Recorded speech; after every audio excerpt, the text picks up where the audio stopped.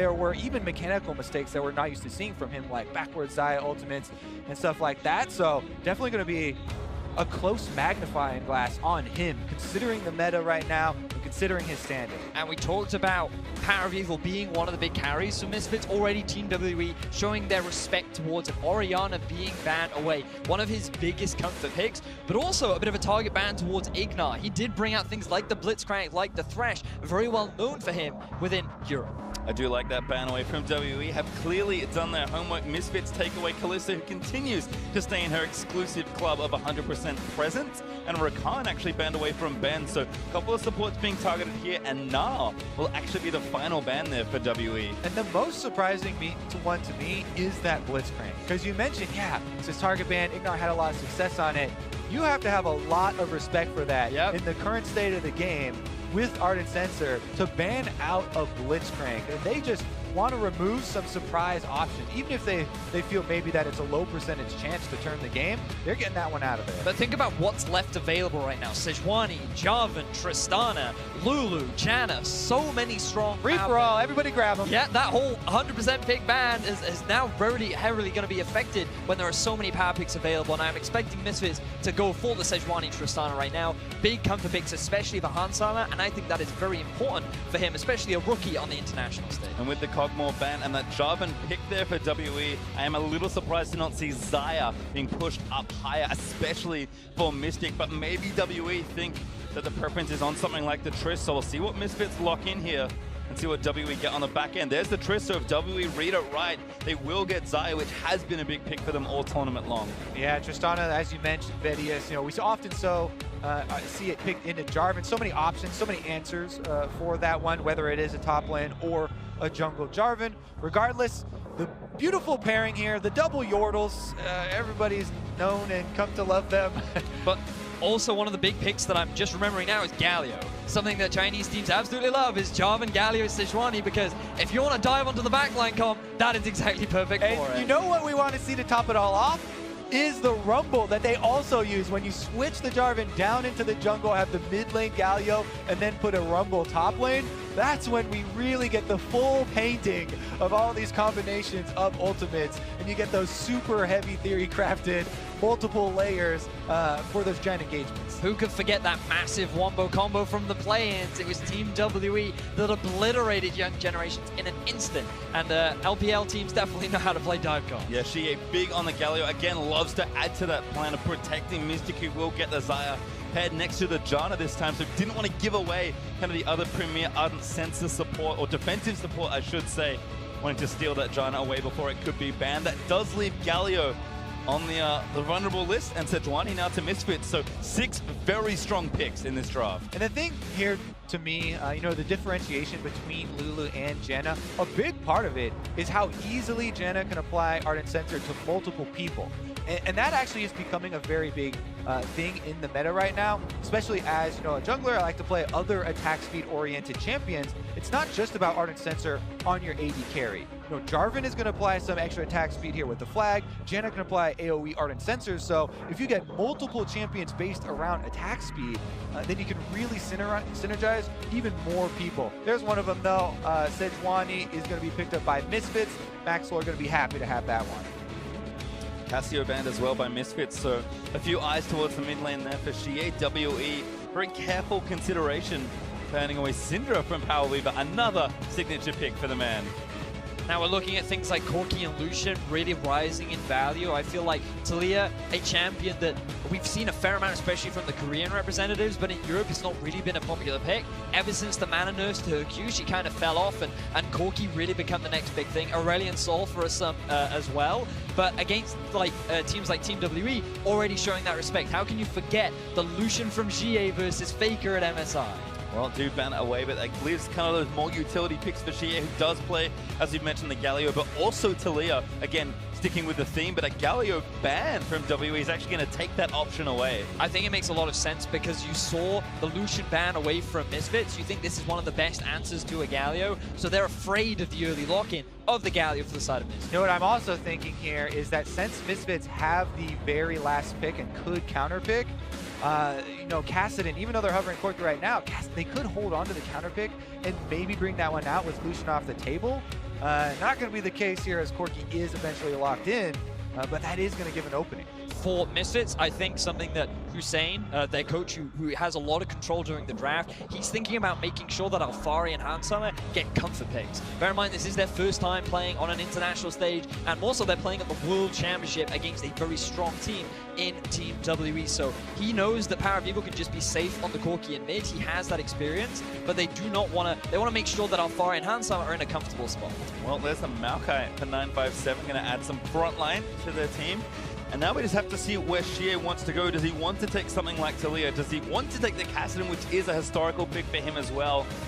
Again, assuming that mid lane is Corki, which is almost always going to be the case. Xie, does he go defensive? Does he go aggressive? Right now, hovering that LeBlanc, and they're going to lock it in. You can hear the crowd get excited. They're looking forward to seeing Xie step up in front of Wuhan's As audience. soon as I see a champion like this, too, that does bring with it some of the risks of not quite as good in the team fights later in the game, I'm thinking early game and jungle pass. There are a lot of options with LeBlanc for creative junglers. Condi does get the Jarvan, who has huge mobility, and multiple jungle paths. You can even start red, go for level 2s, trying to burn summoners and gain momentum that way. I would think instantly he would want to play around Xie, around this LeBlanc. Well, last pick is Cho'Gath there for Misfits, so trading those big two tanks back and forth.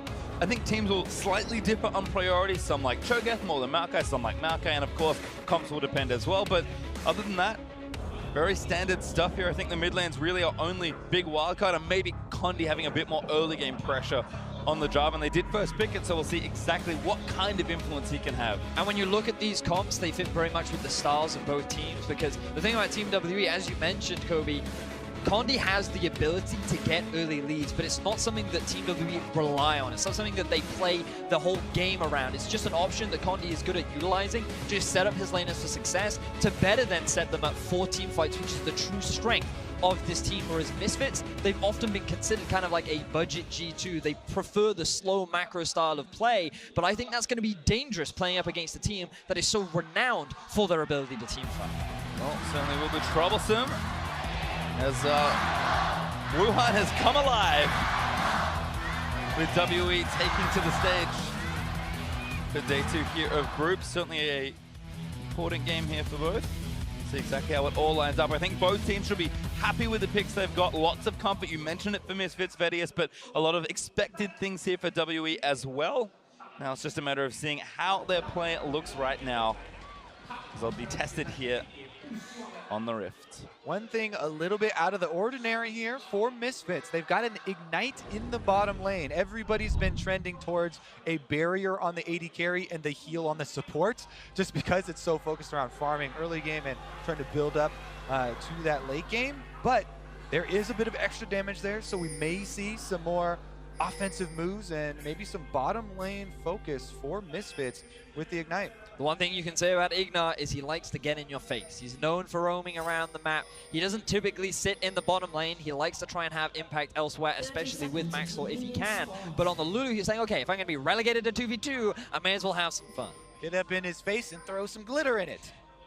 See, yes, he does also have the aggressive Keystone as well with Thunderlord, so Ignar certainly going to be playing pretty aggressive in the duo lane. Right now, though, WE moving 3 strong up the north side of the river. Might spot Alfari here as 957 going to prime a sapling. Just walks into the brush for now. Good ward from Alfari, but it's going to go down. 10 gold to Xie. 10 gold and a very little bit of experience also picked up. Not irrelevant, but probably shouldn't matter too much here as Misfits counter back with a ward of their own. Not quite as deep as they might have liked. And now some extra wards here from Ignar and Hans Summer. Only one hit there onto Mystic's ward, and again, teams have spread out, and nothing too surprising here for the early jungle starts. So Hans Summer and Ignar appearing in the tri-brush at the bottom lane gives a lot of information to both teams, because they should now know where the enemy junglers are starting, and that's going to give a bit of freedom for Hans Summer and Ignar to play a little bit more in the face of Team WE in this 2 versus 2. Also, just kind of gleaning a little information that we have in this game so far since it just started. It says Sejuani with a slightly abnormal start here, the Talisman. Usually we'll see Sejuani's nowadays start with the Hunter's Machete, and you go buff, into buff into Gromp to get your level 3, and then go for Scuttle Crab, utilizing this single target extra speed that she can get, and especially with her passive proc. However, with the Talisman, it allows them to change the route, go for the Raptors because you can get the AoE, very big burn and life leech off of them. And now he's going for a more secure clear here with the Sejuani, and will end up with multiple camps before heading into the jungle. See if Condi actually is able to get his double buffs and then get out a little bit earlier. It is important to note that both junglers starting on the same side means they end up on the same side, looking to maybe make something happen here in the bot side. Maxwell will take down the Scuttle Crab very easy for Sejuani with the Permafrost. And now going to move back onto blue buff again, kind of emphasizing what you just said, Kobe. Very safe start here for Maxwell. Exactly. Even though he's going with a bit bigger of a clear, trying to get the Raptor camp and the Wolf camp early on so that they respawn earlier for him, he wants to get the Scuttle Crab vision for his pushing bottom lane before returning to the blue buff here. So Maxwell, a pretty efficient route considering he was also able to check the boxes here for the bottom lane. We talked about Ignar and the Ignite and the Thunderlords. They obviously want to push and pressure down there, so he's just giving that extra little bit of jungle support to allow them that. And we're talking a lot about the junglers because they're going to be extremely important for setting up the carries for both these teams. As Condi is making his way up to the top side, he will be spotted out by a ward. And it looks like he's just going to back away. But yeah, backtracking to these junglers, they're going to play a key role in setting up some of the core carries of both these sides. And when you look at Misfits, you're thinking of a player like Power of Evil. And for Team WE, you're thinking of players like Mystic.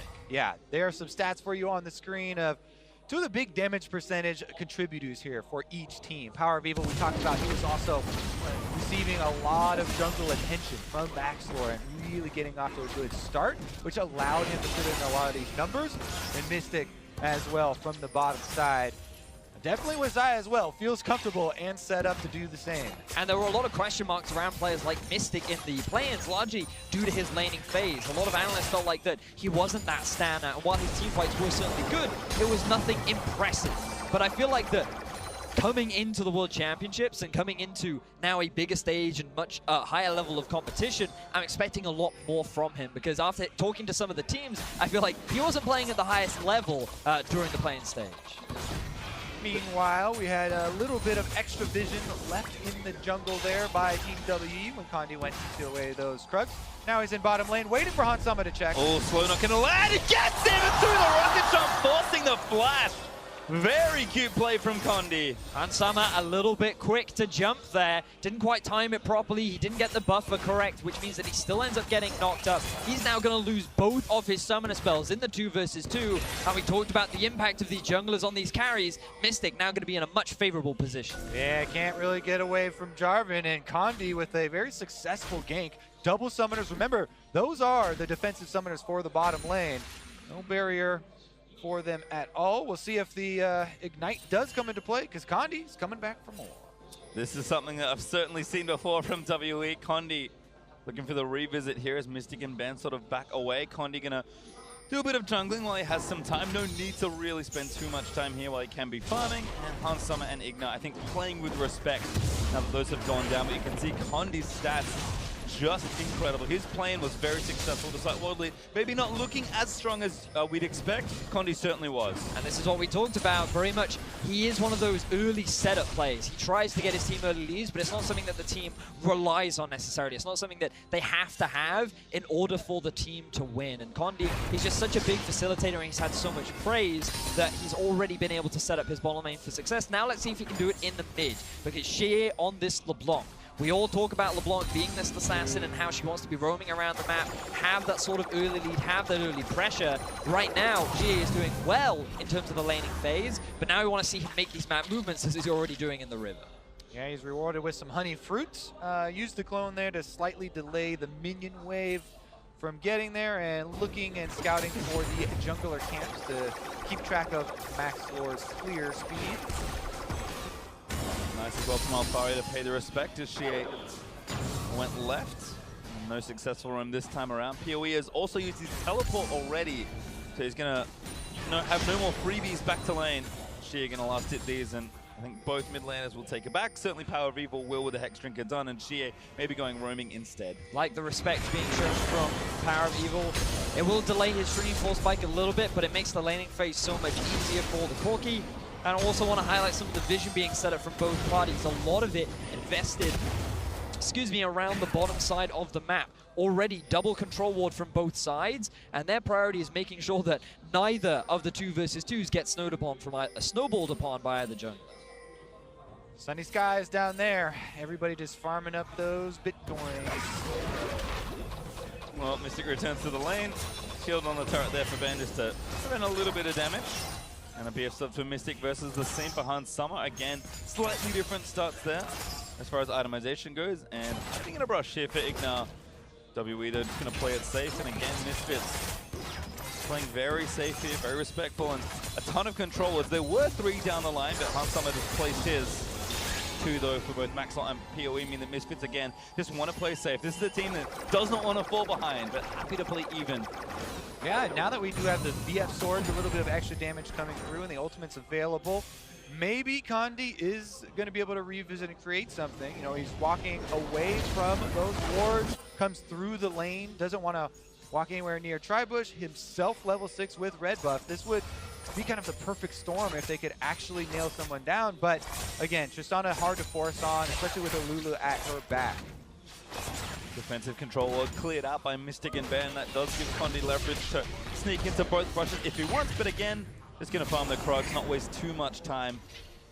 As Alfari does take the speed trying to the right, getting that Scuttle Crab, and going to hit a sapling on the way back to the lane, but not a huge deal here for these top laners who are nice and even in CS. Seeing a lot of this, gentlemen. A lot of slow early games into progressive farming, all about the item spikes. And the one thing you can say about LPL teams for certain is they love to utilize those item spikes. So you really need to keep your eyes on players like Xie and Mystic, because once they hit those first items, that's where they're going to look to be as proactive as possible. And that's really where they turn on. And we're going to see how Misfits handle that, because as a team, they often struggle when they fall into early deficits. Throughout the regular season and throughout playoffs, they had a 3-11 win-to-loss record whenever they were at any kind of deficit at 20 minutes. So the fact that they're off to a bit of a lead right now, certainly favorable if you're a European fan. That 300 gold though, oh, 200. 10 minutes to go though, don't forget. There's still a lot of time. Certainly the slow early game going to help with staying even keel. Where are the Gigabyte Marines when you need them? Coming up in 2 games time, Kobe. Oh baby. Well, for the time being, a little bit more vision being invested from Misfits towards the top side of the map. Rift Herald will be spawning, and Maxlaw, he's taking a bit of a creative route, but will be spotted out. Nice bit of vision there from WE. Sweeper does not find it either. Not sure where that came from. Could have been some fruit, or could have just been my eyes deceiving me. Maxwell, though, is going to slap down the Scryers. Boom, cleared that out of the way from WE's side of the map. And the holding pattern will continue as Maxwell gets good vision here on the left side. Deep vision is definitely the first step. Remember, we do have 4 teleports available in this game, all of them off cooldown right now. So as much as we're talking about these wards kind of casually, they're just a setup, and any of those could explode into multiple people joining these fights. Down bottom side again, bottom lane for WE is pushing in. Condi heads down to the bottom side. You know, he's pinging already for some deep vision of his own. And they might even be able to set up for some extra control here. Scuttle Crab into a pretty seamless dragon take if they want it. You can see the pings coming out from Misfits. They're very aware of Condi being in the bottom half of the map, but also for the bottom lane of Misfits. This is a big concern because they went for the Lulu. They even have the Thunderlords. Note the fervor for battle on Hans Sama as well. Bit of a risky keystone to take, simply because during the laning phase, it really isn't that valuable. It makes the sustain so much harder, but look at mid. Great chunk by PoE. Oh, I think that climb blocked a missile. Xie lives to tell the tale this time. Block out some of that damage. Here comes Condi. He looked like he wanted to get some of those minions, but Power of Evil chases him off as well. Staking claim here to the mid lane. Very nice play. She is going to return with a bit more power though. Sheen and the Hex Drinker there for PoE, and now that Hextech Revolver being worked on has got the 2 little components, the Revolver and the Cutlass. Just needs to combine them into a Gunblade. Somehow that's what that makes into, but certainly a very good LeBlanc item here. GA should have that one in short order. You just put the Hex Drinker on top of the sword. Ah! Bit of tape, all good to go. But again, we're always looking at this vision. We're always looking at the potential for possible TV flanks, and you're also looking at some of the objectives that are on the board. Unfortunately, it is another Cloud Drake, not the highest of priority for either side. But also, again, like, it's a little concerning that Misfits bottom lane is struggling so much after that early ganks we saw from Condi and Maxlor. He hasn't really tried to mimic any kind of pressure. His focus has just been farming up and trying to get those items as fast as he can. Yeah, I mean, I believe he's still, to this point, dealt 0 damage to champions, as he hasn't really interacted with anyone on the Sejuani. But we do have the Ardent Sensors coming through now, boys. Riveting. As those have been completed, we get the extra attack speed coming down for more damage. So there's possibilities here of actually pressuring turrets, and that might be where it does explode. Alfari again pushes up his lane, looks for the Scuttle Crab, and he's going to be able to grab this one too. No feast, unfortunately for him, but an easy take. And Abyssal Mask there for Alfari. So righteous glory first in the last game, but certainly needs a bit more defense versus LeBlanc, and of course his lane opponent in Makai. Chie, though, has been kind of pushing the wave and threatening a potential pick. We saw Pee-wee do a nice job in a 1v1 earlier, but Chie, with the jump, is going to be potent, especially once he completes his first item. Pee-wee will also be delayed on that Trinity Force, but does need the influence of the Hex Drinker. So a lot is brewing here as we move past 13 minutes, but the leisurely pace of the game does continue for now. Giving up that leisurely in bottom lane. Mystic playing very far up. Knows that Ben with the Ardent Sensor can just give him so much extra stats. Love that target focus from Mystic there. Note how Hansama was too preoccupied with the minion wave and also had the shield on him. So Mystic said, no, I'm just going to hit the support then. You're a very squishy Lulu, I can chunk you out. And that's going to force him back, which then allows them to start being aggressive onto Hansama. Just a very small trade, went in the favor of Mystic, and they're just going to continue to push down onto this tower as a bit more defensive vision now coming out from Misfits in the bottom lane. But the game's still dead even. Misfits not expected to have a strong performance at Worlds. Still a lot of the game left to go, but they're considered one of the big underdogs in this group. We talked a little bit earlier on about why they are considered that, especially when you think about this team. It was the MSI group stages. This was TSM, Flash Wolves, and Team WE that all went head-to-head at MSI Brazil. Oh, great knock up though on a Mystic. Featherstorm's out of the way, gets the angle on a Hansama as the TP is down. Hansama's going to be forced out. More TPs in the bot side as Misfits burn and cancel too. So there also were both TPs from WE used. They were just on top of each other. So now we have removed all of the extra players from this bottom lane game. Condi wants to turn the tides here as, again, Jarvan's going to sneak in. Ben throws down the control ward so he can move up, but it doesn't look like the Misfits are going to overextend anytime soon. Drake, though, did go down in that, and that's the biggest difference we've had so far. Cloud Drake picked up for Team WE. Oh, but look at Shea. He's on his way down as well. This ward will spot him out, and Misfits are like, this could be bad. Chie turns around, though. Looks like the Misfits may have backed up pretty early. Chie with the Gunblade, certainly looking to get his roam going. Might jump in off the PoE, gets back his Power of Evil with the package. Is going to threaten in tandem with Maxor as they take down that control ward. And he can, again, start to see, despite the very deliberate pace in his first 15 minutes, teams are starting to get a bit antsy. It's Condi! Wants it, gunks Ignar! Gets the ulti down, gonna keep slapping him away. Ignar already burnt the flashes, and one different Ben's gonna keep it going. And Mystic, he's the one to grab first blood, but Maxwell misses the ulti just barely!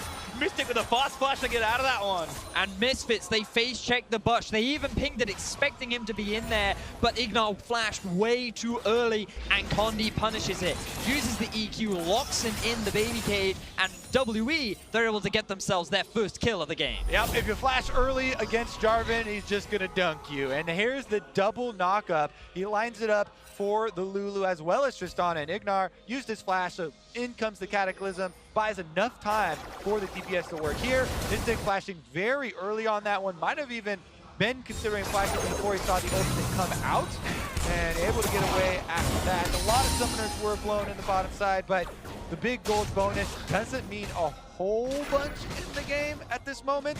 Meanwhile, Condi, though, the objective focus has really been a big difference here. Gets the Drake as well as being able to walk right up to the Rift Herald, and seems to be able to take that one uncontested. And one of the big carries for Team WE now has a kill under his belt. Essence Reaver completed too. Mystic, one of the big players that we were going to be watching to see how he progresses throughout the game, is now set up for success. His counterpart in this game, Power of Evil, also just finished his Trinity Force as Condi able to grab the Rift Herald for his squad. And IE is also completed for Hans Summer's Tristana. So again, a lot of this kind of slower paced game, all that farming early on. Despite the first blood for WE, the gold stays dead even and the items are starting to creep up on these carries. And again, WE, if they can convert the objectives that they are starting to get into more, we'll see just where Condi can use this Rift Herald, because that's kind of been the sacrifice in some ways. The only advantage WE have really gotten is not reflected in the gold, it is in these objectives that they're taking. I think it's for Misfits. I felt like that they had an opportunity early on to get ahead in this game. If they had simply just swapped from bot up to the top lane, because we see that Alfari has been consistently pushing 957 underneath his turret. That tower is already at about 50% HP, and they could have just avoided the potential dive and gotten themselves a very early objective. Instead, they chose to stay in the 2 versus 2. They allowed Team WE to punish on the overextension of Ignar, and they're the ones that now have the Rift Herald. They're the ones that are setting up to get themselves the first tower of the game. Setting up for this blue buff as well, as one to get stolen away by Misfits. Not up right now. In fact, Shie is lining up a dive instead. Is spotted on a ward, and Power of Evil is hot on his heels, but Shie dives in, gets Ignar with a 10, and that's going to be a kill. Great focus on the summonerless Lulu right there. And that's going to be the first turret as well without the Rift Herald being expended. So WE can keep that one in their pockets and try to chain this momentum. So often in this meta right now, when Ardent Sensors are completed, as soon as one turret falls, they can then swap the AD carry and support to another lane and chain outer turret takes. But WE don't even have to do that. They're still pushing in the same lane. You can see with that extra attack speed, Xayah having her own buff as well, they almost instantly melted. Who needs the other lanes, Kobe? Just going to take the tier 2. The Rift Herald hanging out. Oh no, Shelly. With Rift Herald down, they might even go for inhibitor. They're going for it. Condi going to threaten again. Has the ultimate ready. Maxwell also rank 2 ultimate for himself. Rift Herald charging in. Bit of chunk damage there to the turret. But not going to be enough. The bottom lane of Misfits is struggling. They chose not to swap. They chose not to try and equalize the turrets. And instead, they stick around, and a great roam from Jie extends the lead once again. Now, 2 of the big carries for Team WE are sitting on gold. They are really far ahead. And they're the ones that are extending this gold lead to 2K in favor of Team WE. And now, as we said, they can rotate their support and AD carry to try and keep up that pressure. Look how close it was, too. The breaking point for the top and mid turret here for Team WE, both of them are extremely low. Misfits would like to collect some of that gold, but Jie has got the flash, but he doesn't need it just yet. The damage is almost there, but Ignar with the ultimate keeps himself alive. That was very close, so close. You can see him single on digits there before the regen came in. That was close. Big play from Shea. Almost resulted in another kill. That would have slowed down Misfits significantly. And it still may well do, because Hans Summer, he doesn't feel confident enough to push by himself anymore. He hasn't tried the corrupting potion too. I didn't see if he used it, but I wonder if that was the difference maker. That's how close that was. And you can see Misfits with a deficit. Vedius, you mentioned this before, but when they are behind, it is not pretty. No, they really struggle to know what to do when they're in a deficit, largely because this is a team that's very controlled. They like to play the calm, calculated game, and when they have the lead, they know exactly what to do. But when the tempo isn't in their favor, it ends up in disaster, and they don't know how to react to the pressure. Nope, currently they're up on the top side of the map, looking to knock over that top turret. It looks like they will be able to get it, and at least get some of this global gold for themselves. So not too far behind, but WE right down mid lane. Yep, gonna try and take down yet another turret. Condi and Maxor having a battle. Condi not gonna get stunned just yet, gonna rejoin his team as Alvaro has been stunned up. Rudo on the outside, knockback with the arcade smash, and chains on chains on chains. Chie takes him down, Featherstorm. He's gonna force Maxor to flash out of the way. With the front line here chunked out and taken down, Team WE might be able to really open up this map. One more minion wave annihilated here. And there goes that mid turret. Great punish from Team WE, finding themselves a pick that actually resulted in a kill. Another one going over to Shie right now, and they add a turret on top of that. Team WE displaying their dominance over the rookie squad of Misfits. Yeah, Misfits got to be a little bit worried now with this deficit really increasing. And something you guys just brought up was kind of what do they do at that stage of the game when they start to lose control? Here's another look at how it happened though. Alfari literally just trying to walk up and get behind the turret. But again, we saw so many of those invades from GA, where he was placing these wards. I believe that's even his control ward that he went in with one of his LeBlanc roams to the bottom side, and that was really in an area of control there for WE. They were really powering through the bottom side. But you're exactly right, Kobe. The point you were just setting up was that often Misfits are a team that utilize the Baron a lot. They're very focused around in the mid-game, using it as a means to either force fights or force the enemy out of position, try and take advantage. And against Team WE, that's kind of a gamble, especially when you think back to Condi during the play. Certainly true. It's been known. An unreasonable amount of Barons with some unreasonable amount of skill shots and not even having to use Smite a lot of the time. Yeah, certainly has. Condi, it's been his reputation for a long time, and he has shown that in play. It's WE up a few thousand gold, about 2,500 at this point, and the big boy Mystic is 2 items and counting. Xie has had a lot of influence certainly in this game. He's working on, in fact, he's finished, excuse me, his 2nd item in Morellonomicon. But watch this, Zaya. Mystic is only getting stronger and stronger. That is quite the CS lead he's built as well. And there's a reason WE play around their bot laner. Oh man, yeah, the CS really funding this build here. A lot of the spikes from Zaya even come earlier. You don't even have to have the Infinity Edge yet for those crits. So the cooldown reduction applied after just the first heal item is completed really allow a big DPS increase for her, because a lot of it comes from that blade collar and from the combinations she's able to pull off. But as you said, already a BF sword into the next item here. It definitely could be a Mystic show. Condi's going in, that's a knockup, gets Ignore instead. Hasama tries to get up, but he's still got rooted by the Zaya. A double kill from Xie!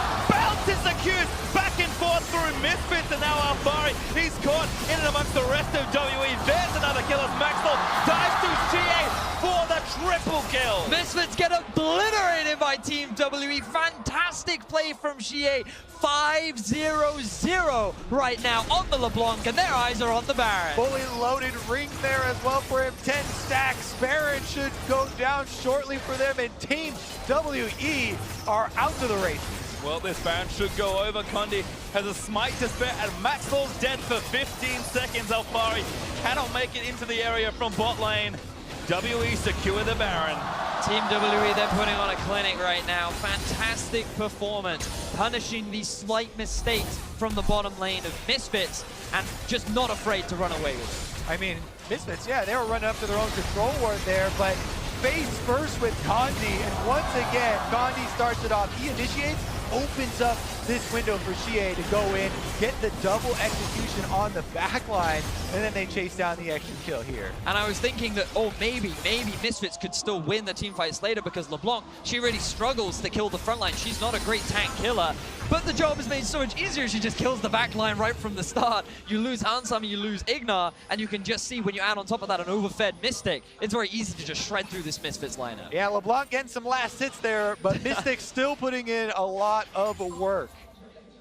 That is an obscene amount of damage at this stage for a team fight, as Ben's going to sweep through a few wards, and WE continue their pressure. Mystic took down the top outer just earlier, so he's got that point also opened up, and Misfits, thank goodness they have a solitary tower, because WE were on track to perfect game them otherwise, and now assaulting the tier 2 in mid. Yeah, in addition to this Baron buff, when your AD carry in this meta is pretty much a full item ahead of the enemy AD carry, and 2 levels, definitely difficult.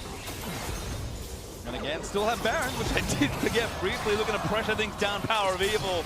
Gets a face full of feathers there from Mystic, who flashes the flare.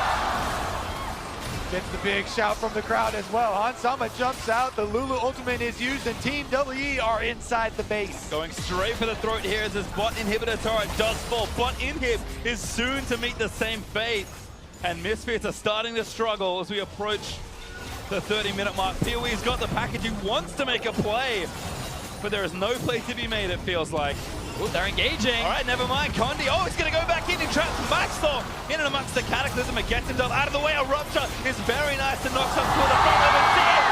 Snipes the backside for his 6th kill. Alfari gets flashed on and taken down by Mystic. The crowd is going wild as Team WE continue their assault through the Misfits lineup, and already at 26.5 minutes into the game, they're looking to end it. They're going to go for it. They've got Baron up for a minute 30. They've got a couple of crits. One torrent falls a tornado, delays Power of Evil. Ultimate from 957. He's going to bring it home, and WE group stage.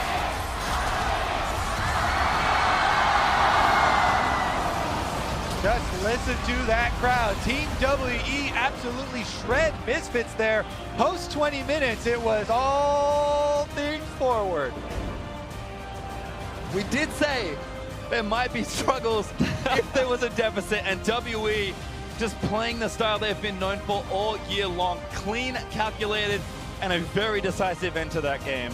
Mystic, very good carry performance there from him. DPS output was definitely there. Xie, though, the one finding a lot of these picks, creating a lot of the burst damage and taking out key members of these team fights. And I feel like that when you look at Misfits, one of the big reasons as to why so many analysts put them so low down in this group was that they didn't have that raw star power. They didn't have the individual talent to match up against some of the talent within their group. And I feel like today we saw that mismatch. Mystic and Ben, along with the support from Condi, really putting so much pressure down onto Hansama and Ignar. And the team never really did anything to try and support them or get them out of that situation. And the level of competition here at Worlds is certainly tough. Misfits may have learned a little bit of that today here. I mean, they expected a tough game versus WE, but certainly back to the drawing board, want to be a bit more proactive.